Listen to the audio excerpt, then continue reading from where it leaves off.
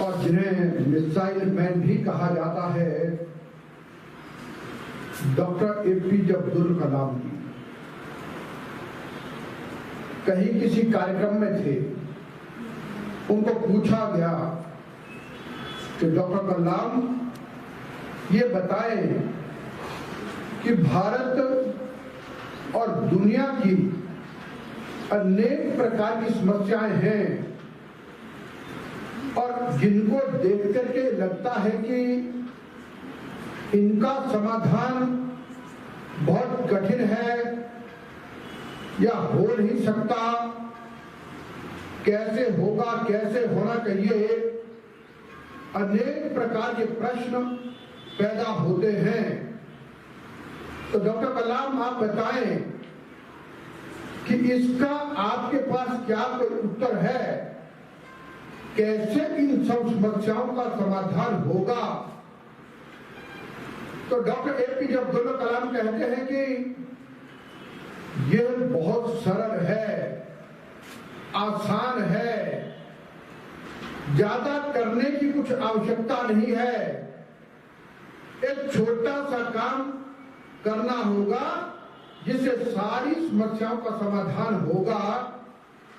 तो प्रश्नकर्ता ने कहा कि ऐसा आसान काम कौन सा है जिसे सबका सब समाधान हो जाएगा। तो डॉक्टर एपीजे अब्दुल कलाम ने कहा कि मेरे सामने जो बच्चे बैठे हैं, इन बच्चों को प्रतिभावान, सकारात्मक, तेजस्वी, ऊर्जावान मन मस्तिष्क का मालिक बनाना होगा। तो क्या धरती के नीचे, क्या धरती के ऊपर, क्या आसमान में हर प्रकार की समस्या का समाधान अपने आप हो जाएगा।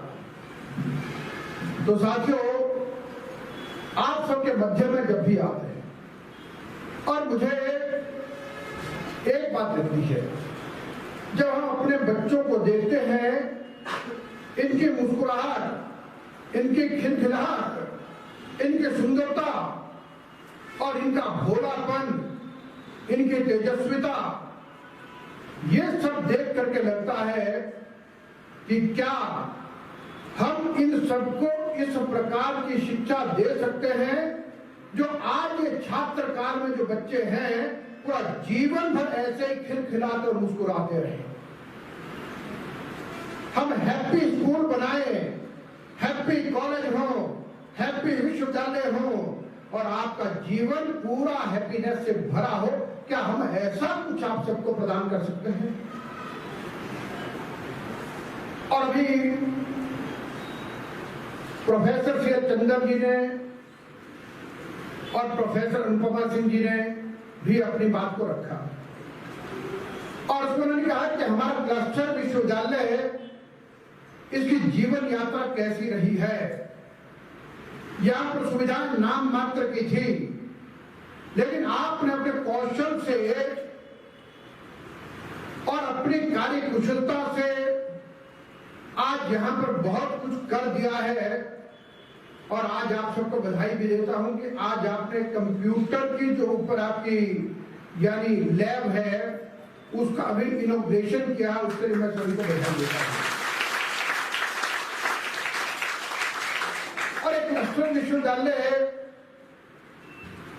4 कॉलेजों को मिल करके चल रहा है और आपने स्थिति बताई कि 4 महाविद्यालयों में से भी हमारा 90% तक काम कंप्लीट हो चुका है। केवल मात्र नालंदा में जो 40% है और उसमें अभी रूसा से जो ग्रांट आनी है उस पैसे का इंतजार है।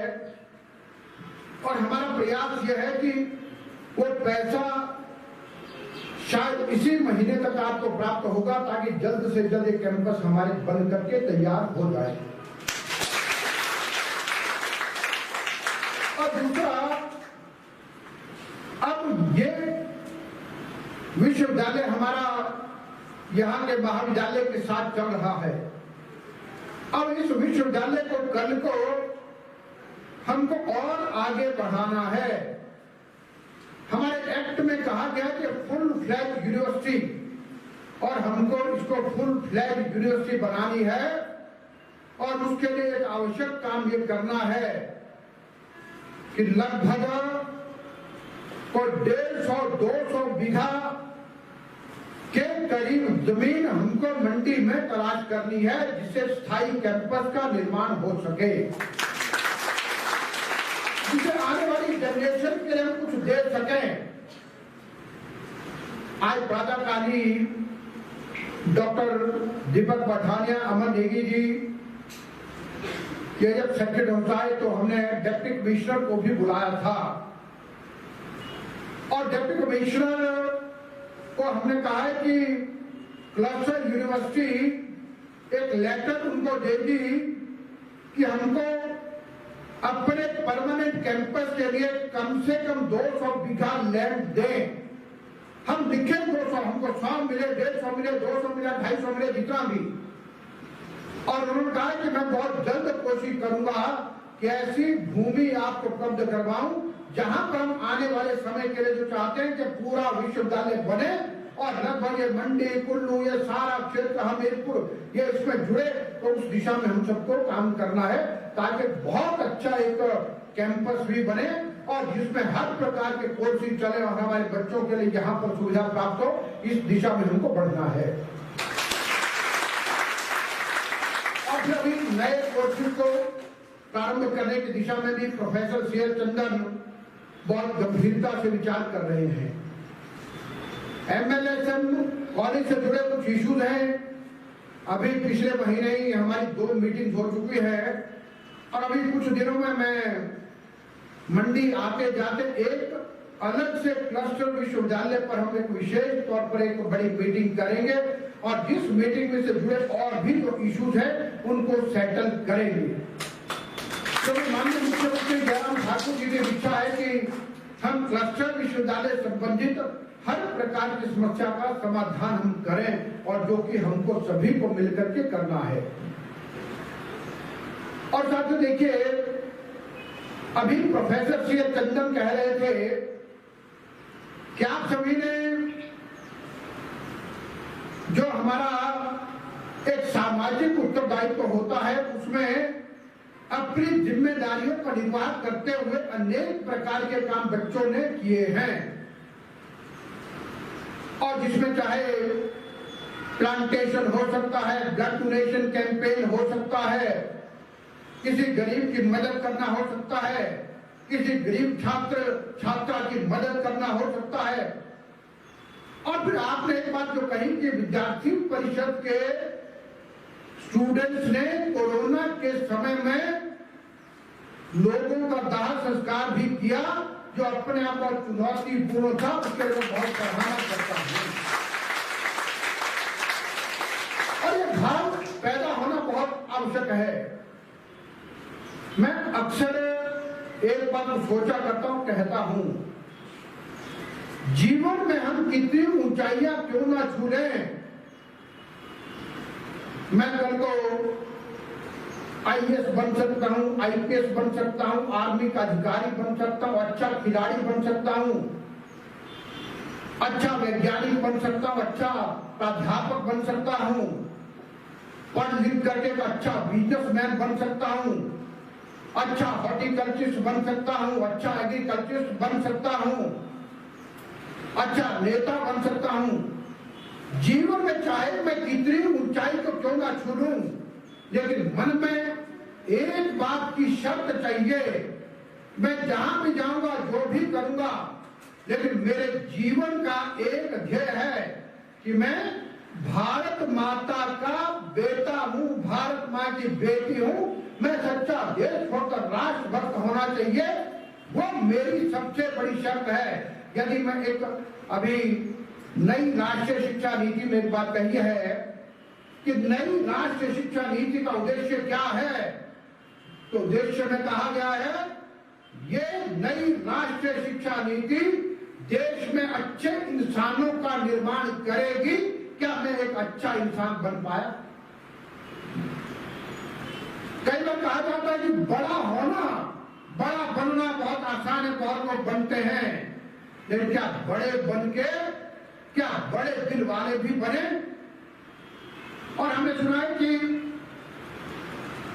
भारत रत्न से सुसज्जित भारत के पूर्व प्रधानमंत्री अटल बिहारी वाजपेयी जी ने इसको लेकर के कुछ कहा। अटल जी कहते हैं कि पेड़ के ऊपर चढ़ा आदमी ऊंचा दिखाई देता है, पेड़ के ऊपर चढ़ा आदमी ऊंचा दिखाई देता है, जड़ में खड़ा आदमी नीचा दिखाई देता है। आदमी ना ऊंचा होता है ना नीचा होता है, आदमी ना छोटा होता है ना बड़ा होता है, आदमी सिर्फ आदमी होता है।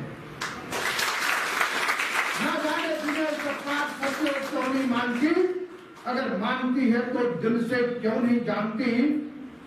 और आखिर में कहते हैं मनुष्य की पहचान कभी उसके धन या आसन से नहीं होती, मनुष्य की पहचान कभी उसके धन या आसन से नहीं होती, होती है उसके मन की फकीरी से, और मन की फकीरी पर कुबेर की संपदा भी होती है।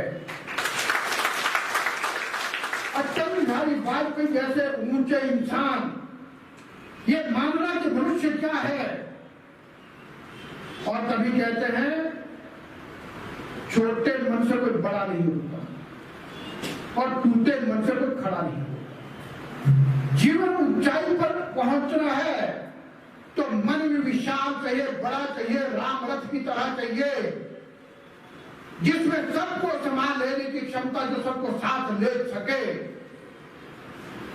तभी तो वेदों में कहा गया है वसुधैव कुटुंबकम। आज दुनिया ग्लोबलाइजेशन की बात करता है, वेस्टर्न करता है, लेकिन भारत ने तो वेदों में कहा ये पूरी वसुधा, ये पूरी धरती ये परिवार के समान है और हम सब इस धरती माता के पुत्र पुत्रियां हैं। हमने पूरी दुनिया को समेट लिया है, हम उस चिंतन को लेकर के चलने वाले लोग हैं। और इसलिए मैंने कहा कि कोरोना के समय में कितने प्रकार के आप सभी ने काम किए। क्या मैं एक प्रश्न पूछ सकता हूं कि अब जितने लोग इस हॉल में बैठे हैं,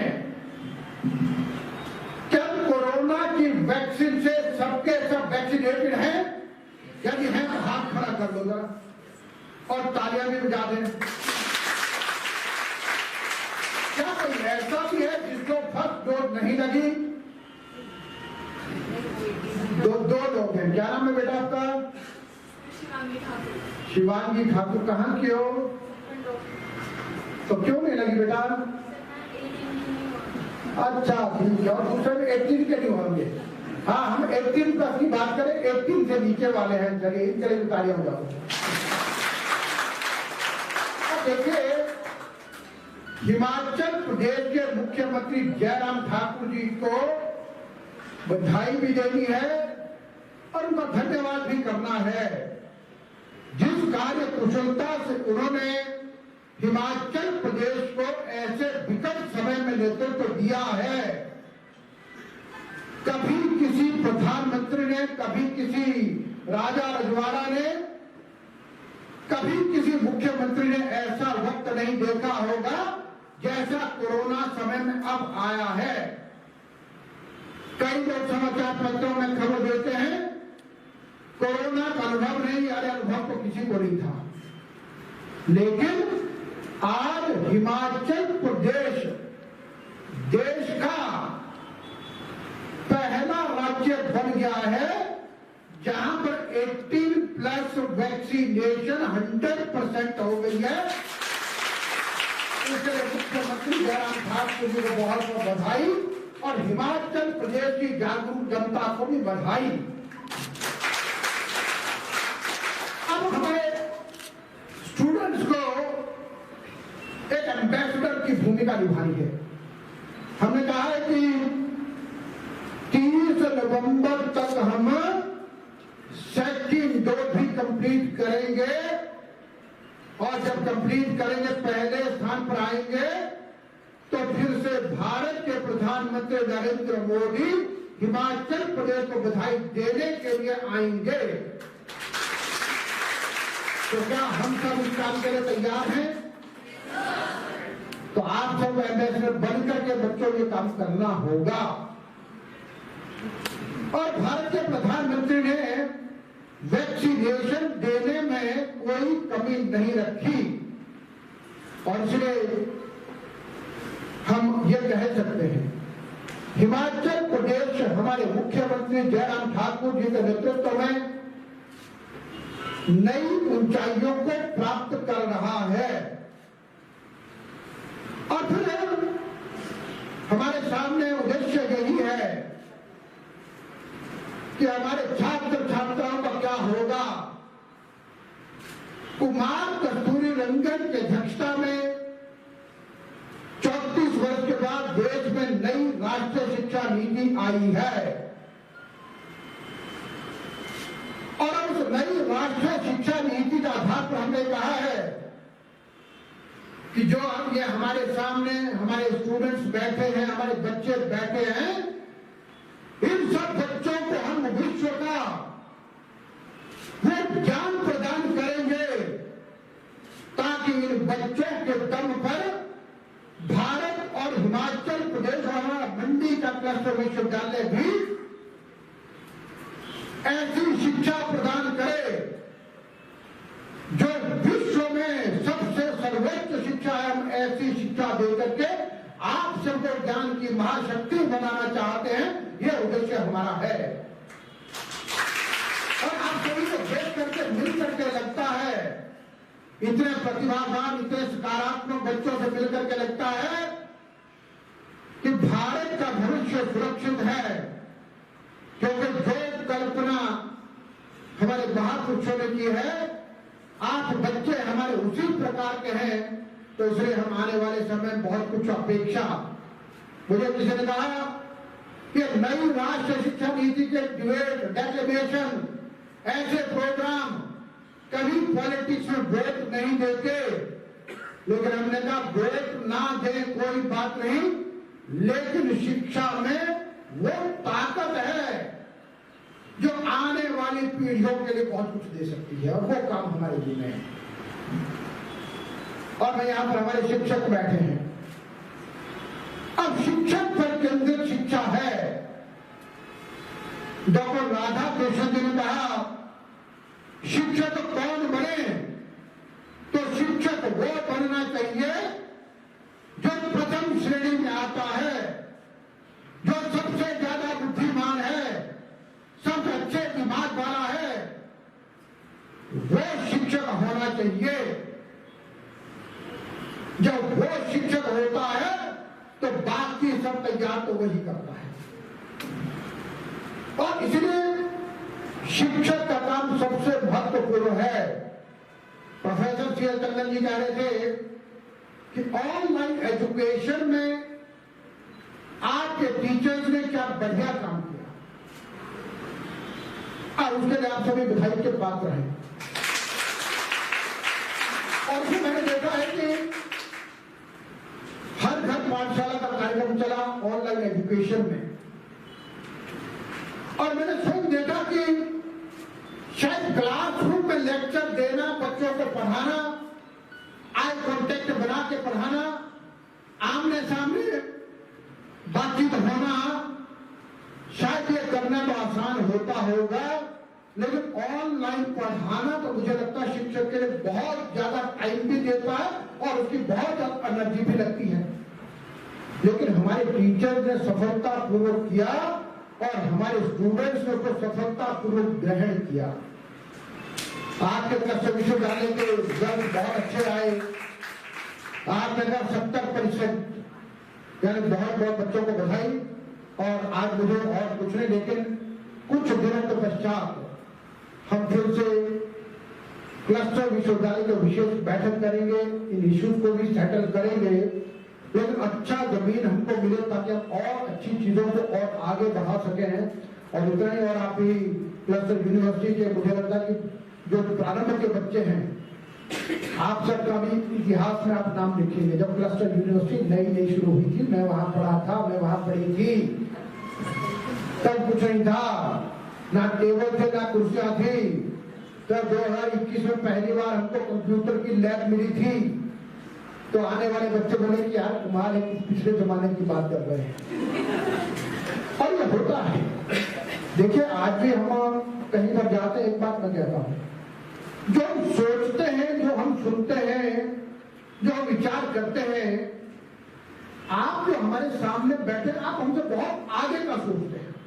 जो हमारे बच्चे हैं, बहुत दूरी का, बहुत आगे का। और जिसको कहते हैं कि एक जनरेशन का मतलब ये होता है कि लगभग 12 साल, और 12 साल में कहीं कुछ परिवर्तन आगे को देना होता है। तो इसलिए इतनी ही बात मुझे कहनी है। मैं आप सबके बीच में आकर के बहुत खुशी होती है, बहुत अच्छा मिलकर लगता है। और वास्तव में मैं कहूँ कि मैं स्वयं पहले फॉरेस्ट ट्रांसपोर्ट स्पोर्ट्स मिनिस्टर रहा, और शिक्षा से मेरा बहुत ज्यादा वास्ता कभी नहीं रहा है। लेकिन जब शिक्षा विभाग में काम करने का अवसर मिल रहा है, तो तब मुझे इस बात का गौरव प्राप्त हो रहा है कि मैं जो इसमें रह करके काम करूंगा, वो शायद भगवान ने मुझे मौका दिया है। आपको याद है कि चाइनीज फिलोसोफर कन्फ्यूशियस थे। उन्होंने कहा कि if your plan is for 1 year, then plant rice. If your plan is for 10 years, plant trees. If your plan is for 100 years, then educate the students. तो मैं ये मानता हूं कि सबसे महत्वपूर्ण काम हमारे पास है। मैं इतना कहते अपनी बात समाप्त करता हूं, और मैं प्रोफेसर सी एल चंदन जी और इनकी टीम को बहुत बधाई देता हूं। आप बहुत अच्छे प्रकार को चला रहे हैं।